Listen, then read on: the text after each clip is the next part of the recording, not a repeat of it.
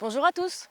Dans votre jardin, à la campagne ou même en ville, vous avez certainement déjà eu l'occasion d'observer des plantes à fleurs et des insectes qui viennent les butiner. Mais quel est donc ce lien qui unit les plantes à fleurs et les insectes pollinisateurs?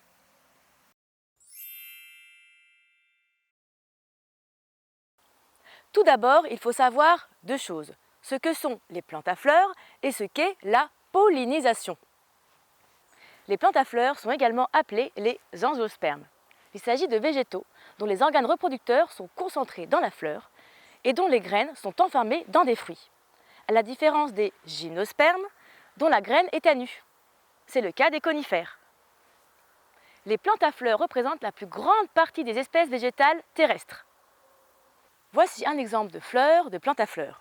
Vous avez l'étamine, l'appareil reproducteur mâle qui porte le pollen, le gamète mâle.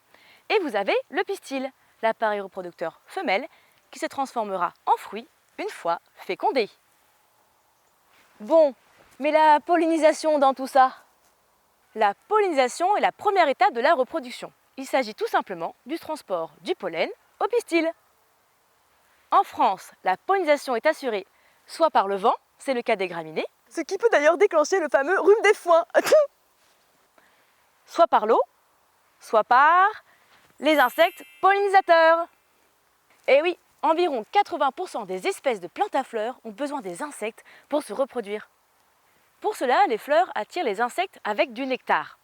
Les insectes vont se poser sur les fleurs pour les butiner et en contrepartie, ils transporteront le pollen. Mais de quels insectes s'agit-il? Les insectes pollinisateurs les plus connus sont les abeilles et bourdons, dont l'abeille domestique bien sûr, mais également les 900 espèces d'abeilles sauvages de France. Les papillons de jour et de nuit, et certaines mouches, comme les cirques qui ressemblent aux abeilles. Les abeilles et bourdons sont les pollinisateurs les plus efficaces, car la femelle transporte volontairement le pollen afin de nourrir ses larves. Au total, en France, environ 10 000 espèces d'insectes interviennent dans la pollinisation. Et pour finir, certaines plantes à fleurs vont attirer les pollinisateurs sans forcément fournir de nectar. C'est le cas des fameuses orchidées, qui vont imiter à s'y méprendre la femelle et ainsi berner plusieurs fois le mâle qui va les polliniser. Ingénieux! Alors sortez et sentez!